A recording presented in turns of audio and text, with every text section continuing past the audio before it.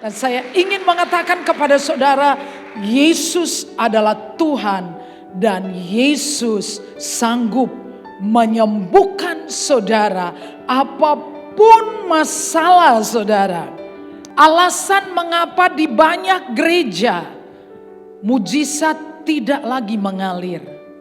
Alasan terbesar mengapa mujizat tidak lagi dilihat di gereja Tuhan adalah karena orang percaya berhenti mendoakan mujizat. Apakah Yesus Kristus masih konsisten, masih berkuasa, masih kuasa kesembuhan darahnya masih up to date, masih berlaku? Apakah sudah expire ataukah masih sampai hari ini? Kita baca ayat ini 3. Tetapi dia tertikam oleh karena pemberontakan kita, dia diremukkan oleh karena kejahatan kita, ganjaran yang mendatangkan keselamatan bagi kita ditimpakan kepadanya, dan oleh bilur-bilurnya kita menjadi sembuhnya. Itu semuanya huruf besar besti ya, karena nya itu berbicara tentang merujuk kepada Tuhan Yesus Kristus. Jadi kata bilur-bilurnya, come on, bagiannya itu adalah huruf besar karena itu merujuk kepada nya, kata ganti tentang pribadi Tuhan Yesus Kristus. Hal pertama mengapa saya katakan Yesus sanggup, Yesus mampu, Yesus mau adalah karena penyembuhan, bahwa obat penawar vaksin itu sudah dirilis 2000 tahun yang lalu.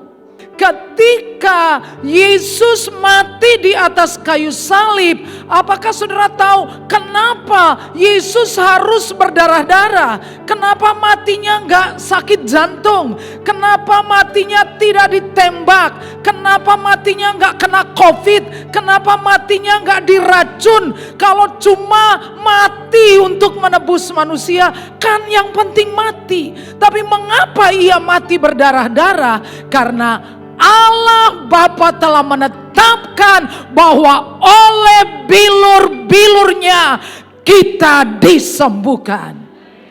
Dan itu sudah fix, sudah clear, sudah selesai.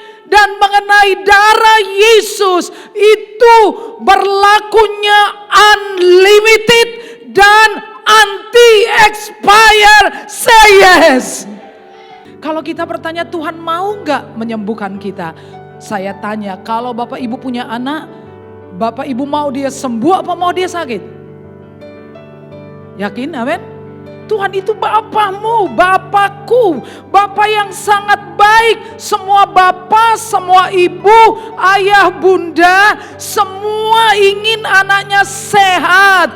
Terlebih Bapa di surga mau. Orang kusta ini mengatakan kepada Yesus, kalau engkau mau, engkau bisa mentahirkan aku. Dan saudara perhatikan kalimat, maka tergeraklah hatinya oleh belas kasihan. Dengarkan, malam ini Tuhan menyembuhkan kita bukan karena kita orang baik, bukan karena kita sangat suci, bukan karena kita rajin berdoa, bukan karena kita lebih baik dari orang lain, tetapi karena Yesus berbelas kasihan kepada kita.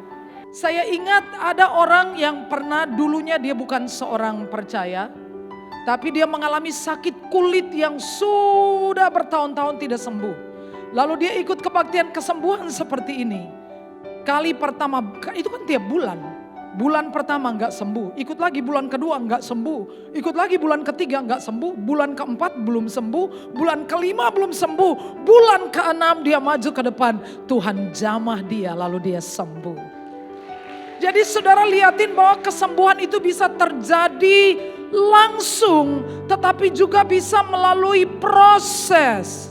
Tidakkah saudara baca dalam Alkitab Injil Lukas pasal 18 bahwa Yesus mengajarkan kita untuk bertekun di dalam doa.